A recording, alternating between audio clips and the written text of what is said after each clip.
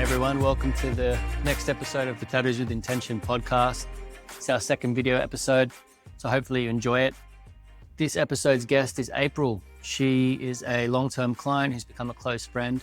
I thought it would be nice to have a conversation with her and share that to the audience because she's a Sandplay therapist, she's a guide.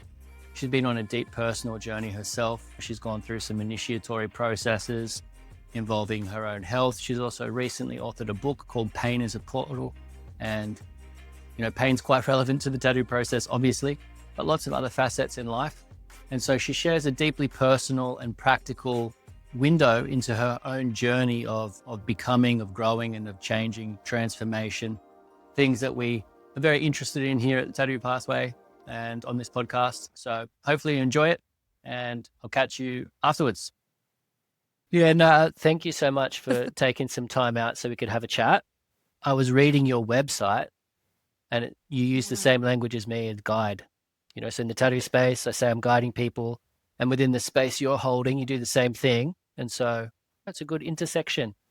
The things you do and the work that we've done together with your own tattoos, there's lots of material there, I think, for us to have a chat. Maybe we can start with just a little bit of a reflection on your own story, how you've ended up moving into the space where you're doing intentional, creative processes and working with people in that way. My longest background is working in disability sector, support work, team leading, whatnot. And then I discovered I really wanted to work in a space that gave people language who are nonverbal. And so Google what type of therapy or could help people that didn't have access to speech to express themselves or their needs or wants. And Sandplay therapy came up, and that just opened up my world. And so for the last 8 years, I've been in private practice offering Sandplay therapy.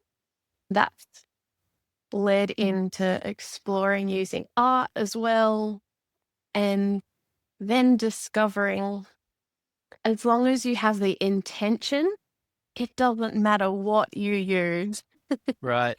It can lead you and assist and support you and be an ally to understand and uncover and explore whatever your intention was. What's the Sandplay look like? Because I remember when you first told me that back when we started tattooing, probably 8 years ago now, actually. Would maybe a similar timing. Yeah, 2017, I think. Yeah. We kicked off. Yeah, Miena was just born. Yeah. Yeah. So, I didn't know what it was, but paint that picture. Okay. So it's based on Jungian psychology, and there is a tray of sand and bookshelves full of all these different symbols. Some people call them symbols, figurines. And so these symbols represent all facets of life: people, vehicles, nature, crystals, doorways, whatever you can imagine. And then people build a story. So they choose a figurine and put it in the sand tray, and then they keep building. And it said that this is creating a visual representation of your inner world. So there'll be pieces that the ego will choose, and then there'll be pieces that the subconscious is choosing. But the magic that's in it is that someone comes with a problem or just a question, and the subconscious is actually choosing symbols with you, and right in front of you, there is a solution for the next step along the path. And so we can work with the issue that's risen and tend to that and have a look at it. And it's quite playful. Right. And so rather than having to talk from our minds about our experience, we can look at the symbol, the relationship between the symbols, the colors, and go, what might that one be feeling? Or why is that not facing that one? And we can be curious and investigate our inner world. And that reduces cortisol, which helps us have more connection to creativity, logic, and then dropping down into the heart, intuition. And people are realizing things of themselves because they've chosen the pieces and they're having the realizations as we talk. And I'm just asking questions like, oh, might that be? And so people feel empowered because they're actually discovering things about themselves. Yeah, I'm yeah, not yeah. telling them. Yeah, fascinating. Yeah, Yeah. I can kind of get it because it's like when the internal becomes external, in your case, through these scenes that people are creating. Yeah. Similar things happening with people coming in asking for tattoos. It's like if you come from this lens of sort of combing through it and unpacking it, you can start to see lots of different layers that are underneath. But you do a lot of work with youth, hey? Like, are you doing that Yeah. process much with adults at all, or is it all youth? Or It's predominantly youth. So my youngest little one at the moment is 2.5. And what they are creating is pretty mind blowing. The wave of kids that are coming through 5 and under are what I would have previously been working with in the 6 to 8-year-old. So there's been a huge shift in what they're expressing and realizing. And then all the way up to 18, definitely some adults, but I've moved more into dancing freedom, so ecstatic dance with adults, and now also more art with okay, adult groups. yeah, yeah, Yeah. yeah. We'll go to that a bit later down. We'll go to the dancing and the art side, but sticking on the play for a little bit because, like, I'll find myself playing with Jara, especially at the moment, like lots of Lego, and you can't help but see that they're like quite naturally they're trying to process and play things out, hey, all the time in what they're Absolutely. creating. And there's me thinking like I'm the big adult playing the game with them, and then I realize that I start trying to play things out Yes. as well. I'm just like, oh wow. But maybe yeah, if you didn't have a kid, it might be a bit hard for an adult to drop into it. It can be a bit harder, but it's amazing how quickly you can get there just with a bit of breath, a bit of music, and starting the session in the sand. And so connecting like viscerally to awaken the cells helps us drop out of the mind and the judgment and anxious thoughts into the body. And that's where most of the wisdom is. And then you're led. And it's amazing how symbols on the shelf will catch your eye. They're choosing you. And so the adults that do give it a go, they're quickly amazed that they can access those playful, creative, innocent parts of themselves if they can just drop from judgment in the mind back to the heart. And so sometimes it takes a bit of guiding back to that place during the session. But yeah, it's pretty hard not to be a big kid when you're surrounded by With all these toys, yeah. exciting figures. Yeah, for sure. I mean, because adults have altars, it's no different.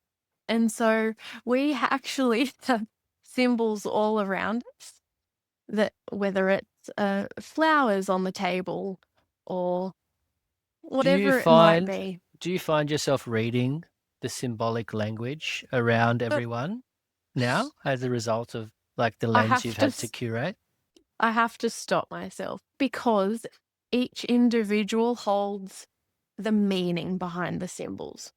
And so while I might have an idea of like the archetypes of symbols, so fire, heat, warmth can be destruction, the shadow side of it. But then someone might bring with them a story around fire. And so if I was to analyze and think I knew what their altar or their story was about, it would do them and their soul a almighty disservice because they've placed meaning within the symbol. And so it's exploring what it is to them. Do you ever find discrepancies between someone's symbolic language and the story they're telling? and then Yes. end up having to sort of play a bit of a, Yes, absolutely. It can sometimes be meaning that someone else has placed on and that someone's trying to uphold, and there's that internal discrepancy. Or it could be ego. So say there's like a big battle in the sand tray and then there's this huge lotus. Sometimes the ego wants to distract us. Let's talk about the lotus, you know? Oh, look, it's transformation and unfolding. When really there's a big old battle going on underneath that probably needs our attention. yeah. Yeah. Okay. Yeah, that's a fascinating one. Fascinating. I think that's definitely something that shows up a lot with tattoos too. Like you said, you have to be really aware not to run away with your own perception of something and listen to the story and then see what that correlation is with the visual and where possibly can there be a question that helps see it differently or something like that. Yeah, it's really exciting too, being eyes outside of the story, because sometimes the discrepancy between the symbols is someone has such a strong belief system around that story that the symbol isn't actually matching it. So say my boss always attacks me and they've chosen two symbols, but only one of them is attacking and it isn't the boss that they chose. So we're like, oh, just checking in. Are you sure this is boss? And then because Jung teaches you absolutely trust the subconscious, not the conscious story. And so if it's placed like that, we trust it. And every single time it's right, because it gets us to sit back and we go, oh, okay, well, they did actually hold me accountable for something or a boundary. And it's actually maybe father or mother that was the attacker, but I've placed that and projected it onto boss because the sensation in the body's the same and it's recalled that memory. And so it's, stripping the stories and the belief systems that we place on symbology. And it's so amazing. So good. Hey, so I want to also loop in your own tattoo process to the chat as well. Yes. So, because we could just talk about the Sandplay, and we're going to go to the Untold space next. But because Sandplay was kind of at that beginning point, you were saying about 8 years back, and that's probably when we first started working on your tattoos. We can go to that point. So, like when we first dropped in, we did some tattoos. I think they were the ones on your thighs, and I was at botany. Yes. Right? Did you have any other tattoos then? Yes. Yeah, what were your first tattoos? Where was it at by the time we connected? Okay. So I was 17 when I got my first one, a nautical star behind my ear. Classic. I want to find my own way, you know? Okay, Don't tell me which direction to go in. Yep. And you'll probably find that's a theme as we continue discussing that. Yeah. And then there was another classic, yin yang, on my wrist. Beautiful. And I was getting like a small-ish symbol probably every year. Okay. Over 5 years. There was compassion written in Tibetan, a spiral and words that said, "This too shall pass," a dream catcher down my spine, mountains of the Himalayas when I went to Nepal. Okay, you got a And then I think that few. was about them. Yeah. Yeah, so that was like 17 to what you said 5 years up to like 23. So that was 08 until 2016, and then I saw you in 2017. Okay. Yeah. Yeah. Yeah. So they're like all those tattoos there, like are a bit of they're like a cluster. Would you say that you were, if you were to reflect, all those tattoos were to a certain degree each side a particular stage and version of you? Yes. Yeah, okay. Yeah. And a theme that has played out is also a theme that's important to me that I want to have reverberating throughout me, and I don't want to lose it. And so it was very much landing it and making it a part of who I am. Yeah. Yeah. My view of that has changed slightly with impermanence, but as young April, that's what it was. It was like, yeah, this is a piece of me that I either want to show the world, but also want to be reminded of Yes. when I look at it, to come back as a place to center myself. Yep. There's similar keys by this, when you look at them together and listen to them, they're like similar keys. You're playing the same sort of thing there. But also, because if we look at this, the sort of the tattoo stages, it's like your first, and then that next, 6 or 7 tattoos in that stage. That's you just getting to know what tattooing is as well. Yeah. Because you don't know. It's like you only have the sort of inherited program of like, oh, well, tattoo's a thing that you get that's like this. And, it's separate to the next one. And you go into a tattoo shop, so it's like there's all of those layers of like what people perceive tattooing to be as well that end up playing out in especially early stages of people's tattoo processes. So you'll have to jog my memory because I've done lots of tattoos since then. I can picture them. Yeah. And I can remember that we did them like kind of equal opposites. So the yin yang thing was almost happening there as well. Yeah. But what was that stage? What was that tattoo about? So they're above my knees, on my thighs, diamonds, and one is letting go of fear and one is letting love in. And the tattoo process has stuck because on the day, the letting go of fear was like any other tattoo, love the smell, love the sensation, the chats. And then letting love in was when the party started. Meltdown, excruciating pain, and letting love in is on the nurturing side of my body. You had jeerish singing in the background because I was so distraught, but you just held this steadfast pillar of trust, and you just kept going and you'd check in and be like, "Are you sure?" And I'm like, "Yes, we're moving through this." And a pivotal moment, because letting love in is probably one of the scariest but most precious experiences in life.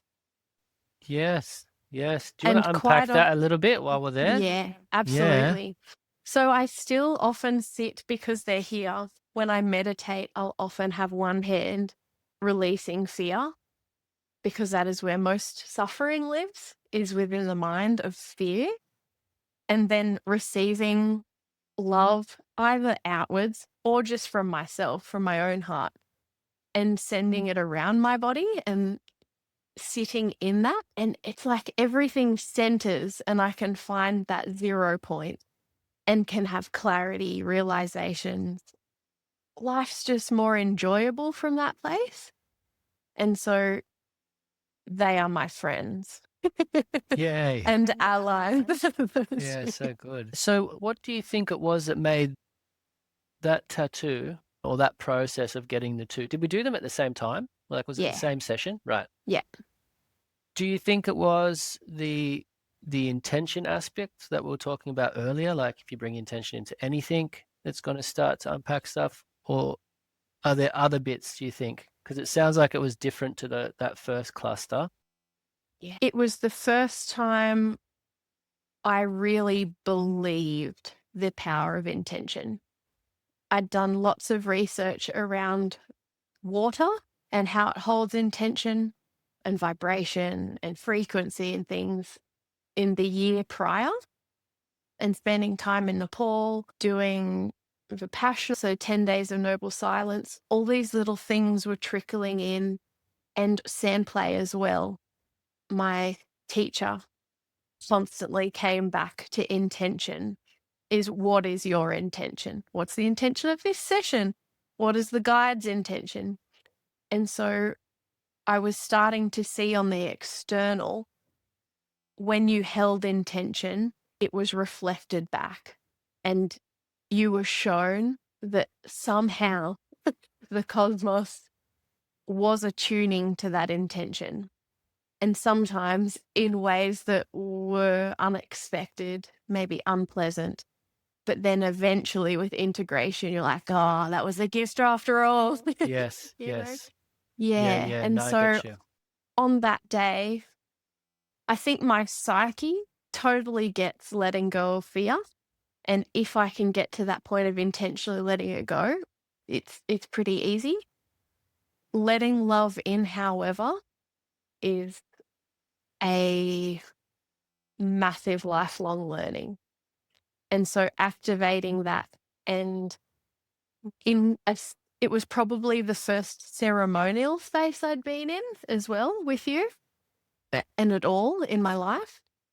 And so to have drums and intention and space held while I mourned and then was also calling love in, it was quite incredible. Yeah, there's a bit of a circuit there.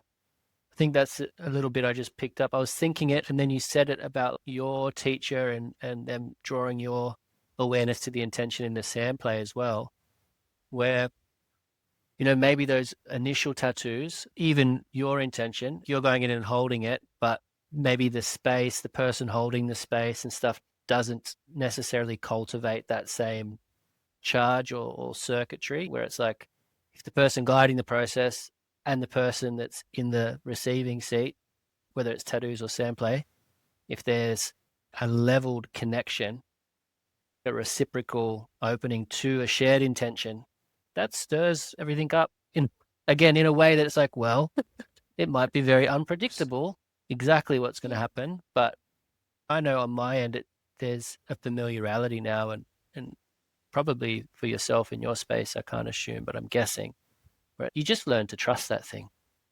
You're just so familiar with it surprising you time and time again that, you know, yeah, well, this is going differently to how I thought, but it's going to be okay. I'm sure of that. Absolutely.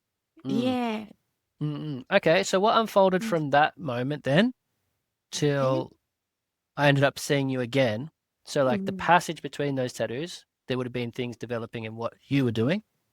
I'm keen to hear when your actual space opened, the Untold space, hearing about that sort of piece of the journey. That would have been mere months later. Oh, really? Yeah. Okay.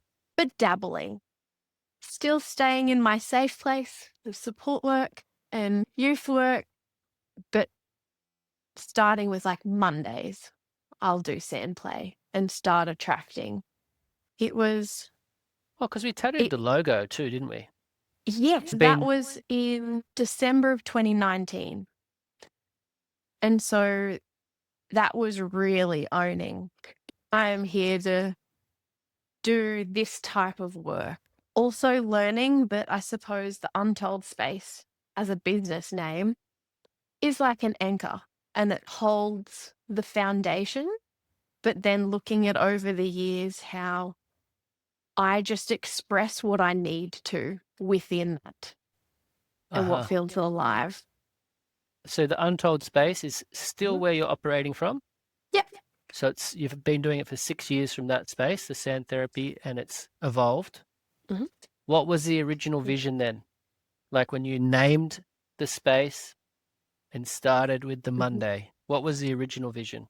It was originally called Blue Soul Space, and I hand-drawn my logo and it didn't feel right. I had fear and was anticipating and imagining that people wouldn't understand or wouldn't want to come because of the word soul. This crazy hippie, why would I send my kid to her? You know, I don't think I understood that word either.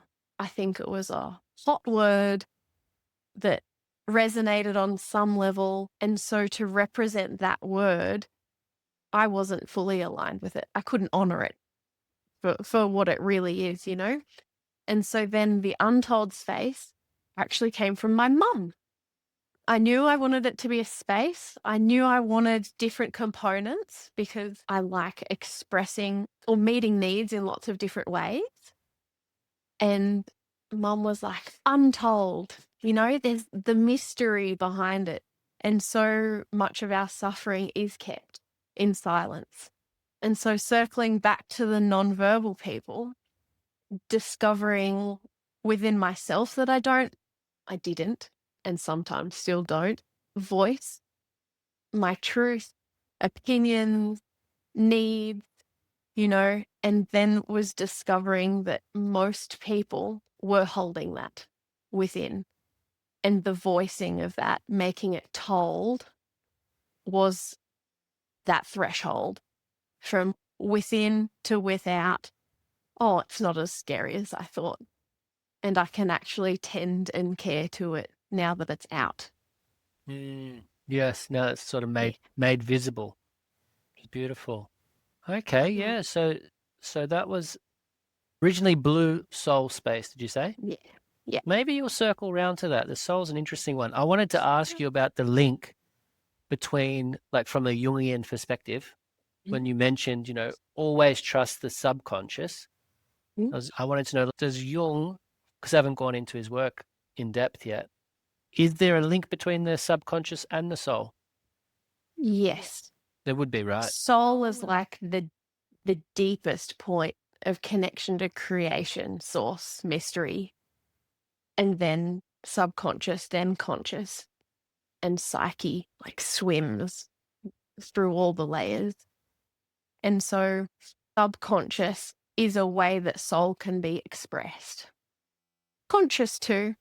It's just Sure. a little more watered down version. Yeah, and yeah. maybe sometimes a little more confused. Yeah, maybe can't trust it all the time like you can with the subconscious. Nice. So the other piece that came up when I was just having a look at your website was quiet space. Oh, the quiet space. On the other side of it. Yeah. What was that about? Or is it something that's still going? Was it just like a one-off project or? So it was open for 6 months, hired a space in the local CBD, and it was called the quiet space, where people came to do what you want there, whether it's work, study, meditate. There was like a dark meditation room, art material, books. But the ethos was that you came to be quiet and to connect with that silence. So no talking was allowed. Is that inspired from the Vipassana stuff at all? A Any little link bit, there? yeah, absolutely. And also a random visit to a Quakers meeting. Oh, yeah. Yes, because why not? Yeah. I'm here to experience things. Yeah, yeah. And we just sat and just in a circle. Some people read verses from Bible, others didn't. Various religions within the group. Just this openness to communing with that quiet space where often the mystery, the wisdom speaks through. And then it was also to tie into my book and metamorphosis. It was like a cocoon for community members, that they could come and be safe and just be whatever they are on any given day and snuggle into a couch, 5 minutes, an hour, totally up to them. And that was this physical safe space. Cocoon stage. Where were you at with the tattoo process then when the quiet space was happening and unfolding? We started the butterflies 2023. And then that's when health challenges entered the picture. Let's go there. So 2019, we did the Untold Space logo. Then we had a bit of, water under the bridge. Life happened. 2021, I saw you again. I ended up moving closer to where you are. Yeah. You didn't have to travel out to see me. That was convenient. Yeah. Yeah. And so you came out And I can remember that you were very excited because you had been deep in the, let's use the word portal. You were in the Uh-huh. portal and writing, and things were Yes. like just pinging and connecting very easily for you.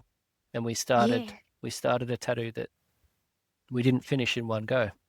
Tell us about that one. And I'm in the listening seat because I'm also wanting to sort of drop back into it. You know, we've had a couple of calls in between and hear where it's Yes. all landed. Yeah.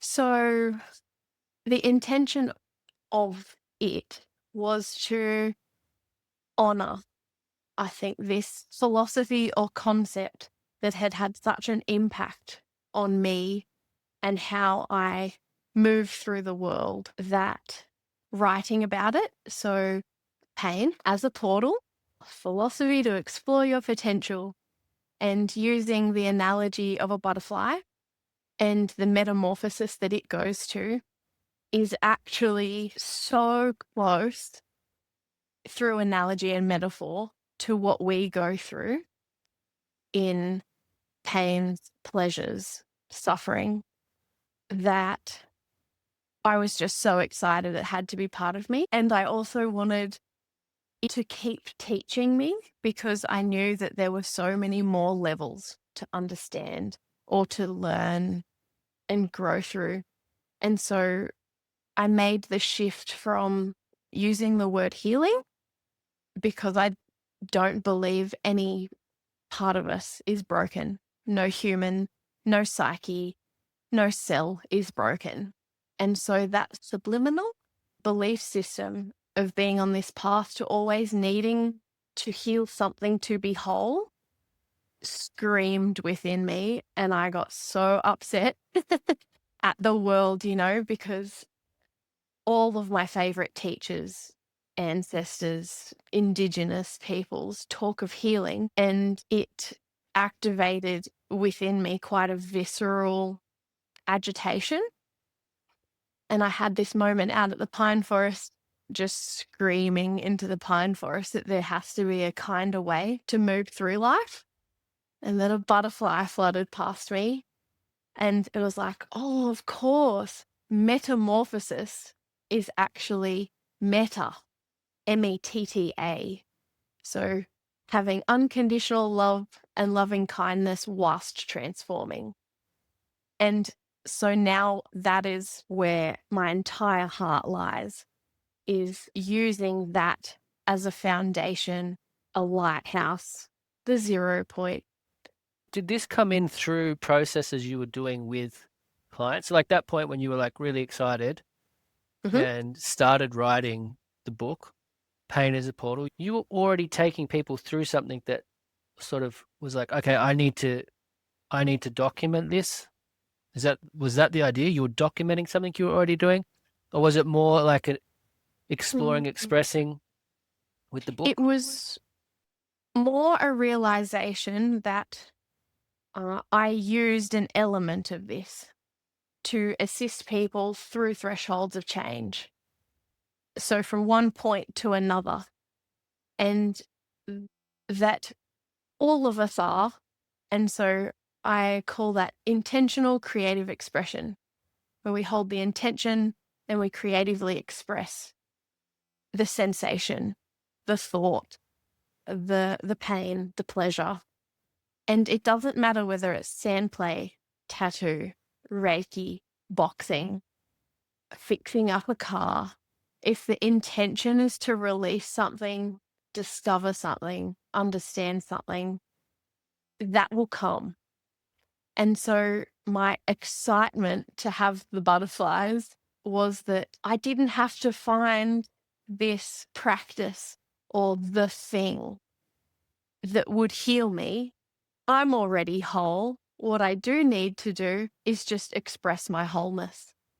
And all of us are doing that in our own practices, in our own expressions through different modalities or ways of being.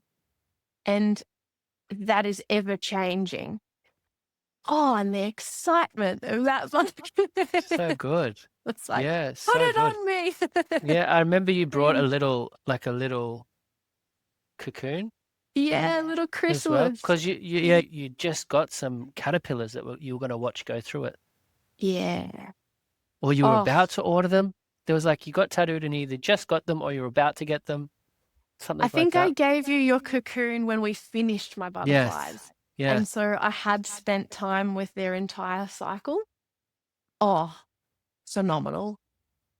Probably my favorite part of spending time with them from egg to butterfly was realizing that humans are going through this transformation constantly.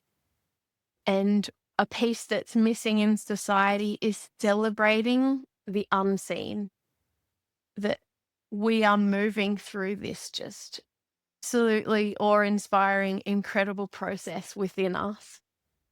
Just like caterpillar to chrysalis to butterfly, when we move through things, but we speed through so quickly. We're just like, oh, we're at the butterfly now. And if only we could like crack open our bodies, which I think are some form of chrysalis, and so that we could see the soup of our life reforming so that we can express ourselves constantly as the butterfly in different ways in every day.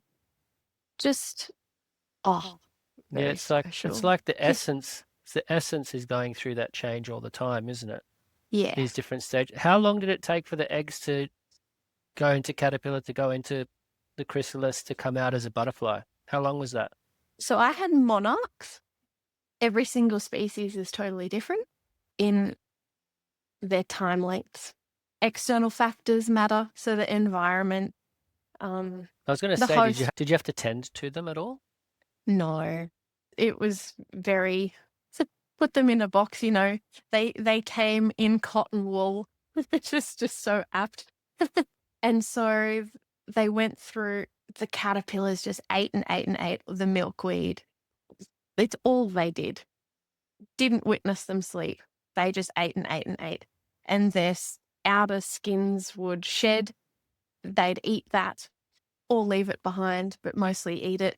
And then they'd eat and eat and eat. And then they got to a point where they got to the top of the little house, mesh house, and they formed a J.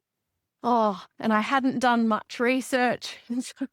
Oh no, what's happening? I was worried that, but then all of them got into this J. They just were all in sync. And then they would sort of writhe their bodies, and this green skin would just encase them. And then they'd pop the last bit of their exoskeleton out the top and they'd close up. And Wow. then it was just stillness for weeks. Nothing. And so I'd just lie there with them and go, this is stillness. Things are still happening inside, and a mirror or a reflection back of how to integrate. We need to be in silence, stillness, a safe environment as possible to just be and let everything rearrange so that when we're ready and that chrysalis becomes transparent and you can see the wing formations, and then it comes out, and then their wings are all like floppy and they're pumping the blood through the wings, and then they harden, and then they like sit there for a bit, take it all in, and then off they go. Yeah. Ready. Oh, I have not done it justice, okay? No, it's amazing. But it's just, and to reflect that back to ourselves, if we take that moment, so circling back to the quiet space and inviting in the conversation about the health challenges, Yes. I had been missing that step. How so? What do you mean? I did not create space to integrate. And I flew through life from one thing to another, client to the next, family member to friend, you know, just let's go, go, go. And so after we finished the butterflies, really bad sinusitis and about 7 months worth of burnout, where I had to stop. I Where was didn't the book choose. at? So the book was finished, but I couldn't send it. Oh, All I had to do was send the manuscript to the editor, but I couldn't do it. I was that tired and it didn't feel right. How could I let this thing that I believe in so much out into the world when I had no energy for it? And so there was a couple of weeks where all I could do was lie down in front of the fire, and it was like I was feeling every experience rise to the surface. And I'd practice saying hello to it, breathing it through, letting it dissipate. Each different experience with different memories would stick around for a little longer, or they'd revisit. Some were quick, some took days, then moved through it. And then after months and months of rectal bleeding, when I passed feces, then discovered that I was diagnosed with an autoimmune disease, inflammatory bowel disease. And that was just another way the body stopped me. And it was through an art therapy session with my counselor that we were moving through like this blood and the fear in it. My whole lifestyle had to change. What I ate, where I went. I couldn't go in community properly. I had to scale back on clients. Just everything reshifted. And in one of my art therapy sessions, it came through with like a sword and like raining blood. And all I could think was the word initiation. Didn't make sense to me at the time. Left it. Worked on other things. The sword, I just wanted to get through each day. Just let it rise, and then I didn't know how to tend to it. It'll come back if it needs to, And then, thankfully, got on some medication that worked. But the realization was that these health issues dropped all of this excitement from like spirit and heart and mind, I suppose, into my body. I had never spent time in my body. I was present with inspiration, other people's problems, nature, but I never sought presence within this vessel because it was such an uncomfortable place to be for me. right. And so integration and imagining that cocoon and lying there and allowing spirit, mystery, inspiration, wisdom, giving it time and space to settle within myself and my body, so that rather than it just being an idea or excitement, actually moving through the world as that. Does that make sense? Yeah, yeah, and there's Okay. there's an interesting layer of Yeah. the initiation bit dawning as well.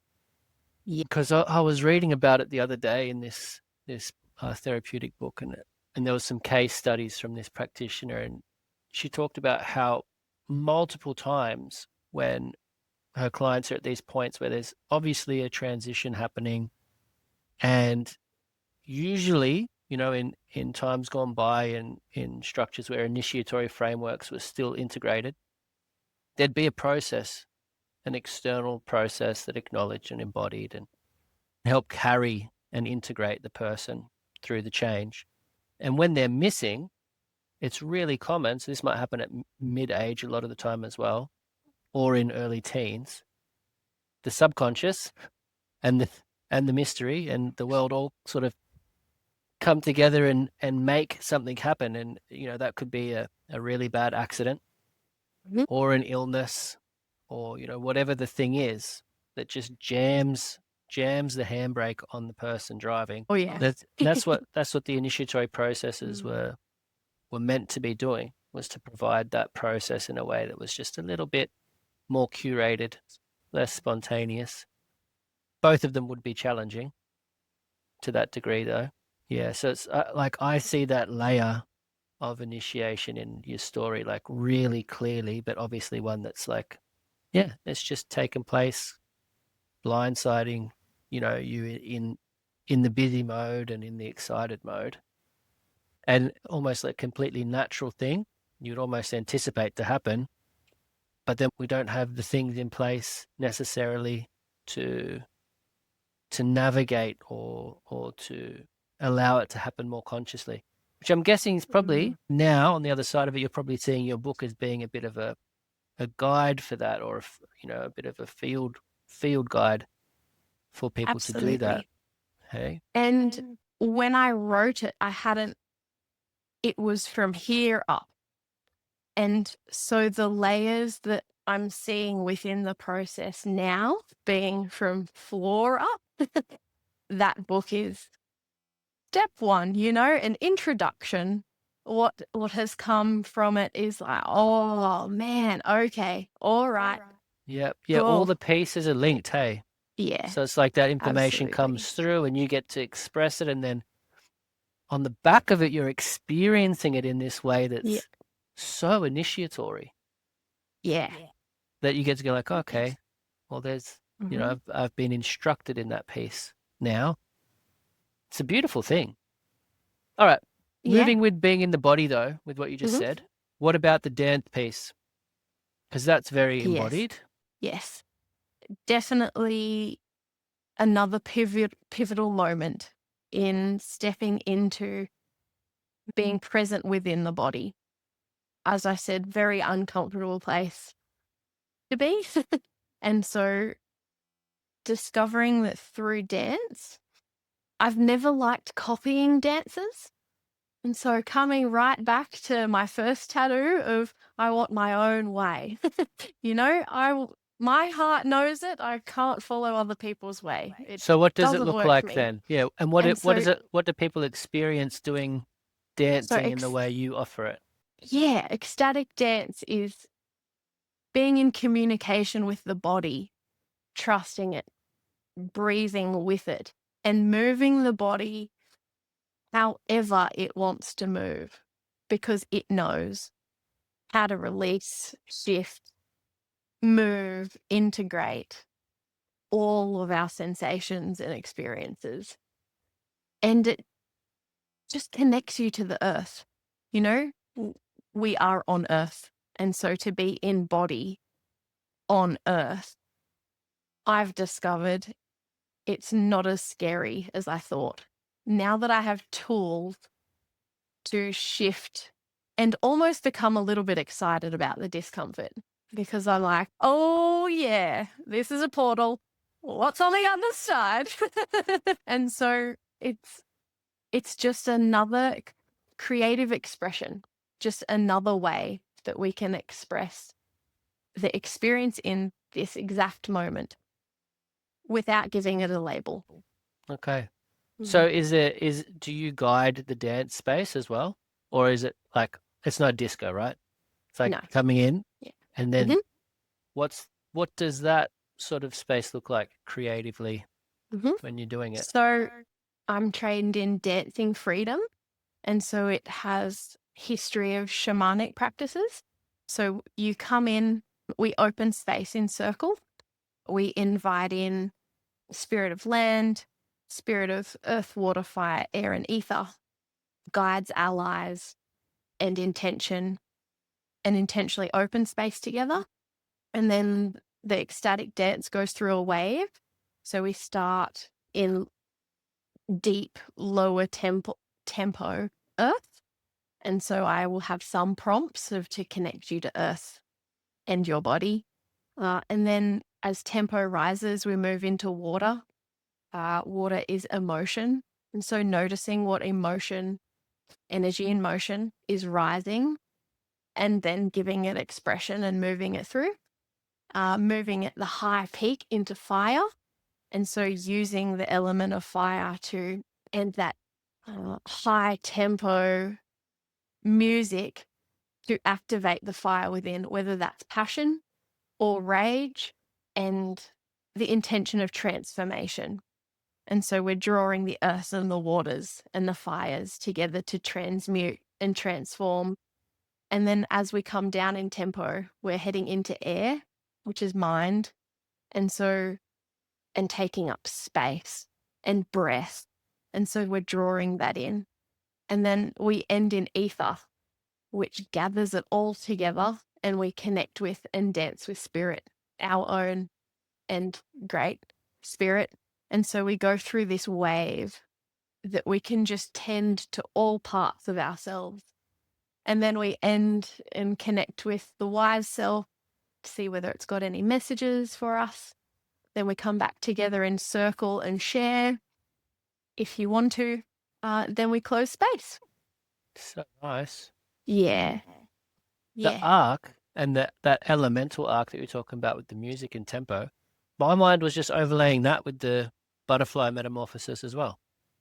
Where it's like earth and they're eating, right? And then it's like water and they're turning into mush. Yeah.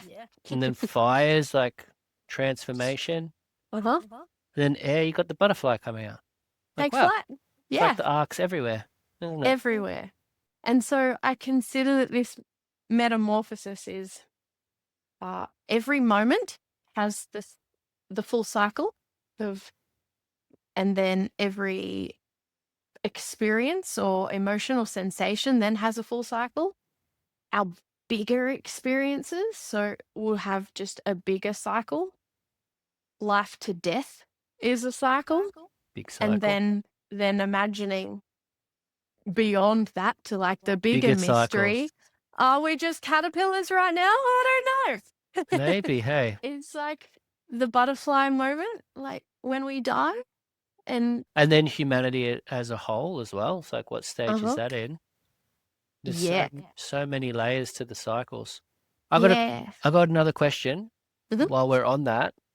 I'm literally pondering it, so I want you to ponder with me. What's the link between the purification and the transformation? So it's like fire, transformation. Yeah. I always think of fire as purification as well. Yes. But if we think about purifying it, I don't know, can it get murky opposed to transforming, purifying, of like that there's something wrong or in the other stage? What do you think? Straight away, my body doesn't prefer the word purify because it just is. There is, and so the transformation is just change. So the energy is just changing. The expression of that energy is changing. And so when we bring love to the change, we can accept it as it is. Because when we want to change it, heal it, purify it, there's a judgment that something's wrong, something's broken. And at a soul level, I just can't understand it. Yeah. There is just, you have helped my mind sort of separate it out. So I think, the bit that I was feeling was like, obviously that layer of judgment and probably coming in from the healing place. Yeah. But then it went far more alchemical and elemental, where it's like, there is no judgment there. And the purification, I think if we go like alchemical and sort of just separation of material into a more pure form, opposed to like purification being wrong or murky, purification being the essence of. Yeah. Then it's like, well, I guess life's a purification. We have all these layers of identity that strip away, and hopefully by the time we leave the body, we're in just the pure essence, the purification, no more sort of identification potentially by that point might be the purification. Yeah. Another word that comes to mind is harmony, like the harmonization of it. That all those layers, perhaps we are shedding what doesn't serve, which is purifying. Yeah. or Which has has served a served. purpose. Has served, yeah. Thank you. Yeah. Yeah. I'm ready for this new. Yeah, thanks. I'm going to eat that now. Nom, nom, nom, like the caterpillars. Exactly. So funny. Exactly. And Yeah, fully digest it and let it that's go. so good. So good. Okay, so with all of the different paths then Mhm. that you've sort of taken from that first stage, getting tattooed, then moving into the Sandplay through Blue Soul to Untold to Quiet Space to Pain as a Portal as the book. Lots there. What are you looking at next? What are you inviting in as the Oh, next thing, next chapter, okay. next cycle? So in the book, I share what's called the Diamond Metamorphosis Template. And it has 12 facets or aspects and pathways of how to move through metamorphosis, how to invite loving kindness into each stage, could also be called an initiation. And so the next stage is tending to that. There are so many layers that just keep coming through of deepening my understanding and my allyship with it through integration has helped me realize that the gift at the end, or how butterflies pollinate, and so they help this ecosystem, that I've never really honed in how I want to pollinate my little ecosystem around me. And this is it. I want to deepen my allyship with this template, but I also want to teach it, guide people through it, walk beside people as they explore it themselves. That here is a template or a guide to explore, and just like Sandplay, you experiencing it through your lens will give you what you need. Yes. I'm not going to tell people, It's I so don't know what amazing. your soul needs. You do though. Yeah. But yeah, and so it's all I want to do at the moment is, and because there's so many aspects to it, I suppose I'm acting like a bridge from aspect to aspect. I get just as excited about egg to caterpillar, caterpillar to chrysalis, chrysalis to butterfly. And so I'm going to work on how I can tend to each of those. In particular, I'm very excited about chrysalis to butterfly because we so often shoot off and go to the next thing. And I want to celebrate people and give people the opportunity to take that moment to be celebrated by a community, by themselves, really breathe in that new air, to just honor where they've gotten to. Yep. Yeah. I obviously think about tattoos when I hear that Yeah. sort of stage. I'm just like, get a tattoo. But at the same time, it's like there's this layer where what you're talking to in terms of guiding, inviting and opening up a little door or a pathway for people to go into this process that you don't know what the process is going to be for them. You just have sort of like a lattice, a little bit of a framework, similar with the tattooing. There's this interesting thing that, like I've watched happen with yourself, I watch happen with people all the time, and you probably are seeing it happen where you're leading someone into something and there's their essence, there's the part of them walking into the process that really wants to be there. It's like the thing that's, the magnetism that's there is in them, in their essence. And you know that they can't know what they're going to experience. Mhm. Because it's initiatory, they need to be introduced to it. They need to be instructed in it. They need to go through the process and you can't, even if you wanted to, you couldn't tell them what that's going to be. All you can do is be like, Yeah. no, the next Mhm. step's this one. Uh-huh. And what's that going to be? I don't know. But that's the next step. Yeah. It builds this beautiful trust, but you have to be initiated into the process to be able to trust it. Yeah, absolutely. And that's part where love plays. and having loving kindness towards yourself through every single stage. Because once we drop out of fear into, oh, okay, if this is for me, then it's easier to access trust. Because trust's a weird dude, you know? Yeah. Yeah. Yeah. It's Sometimes fear's got to self-trust. take you for that ride, though, where Yeah. then you start to go like, hey, that Mhm. weird dude, maybe I need to develop a relationship there because this other person I'm hanging out with is pretty weird too. Yeah. Exactly. Yeah.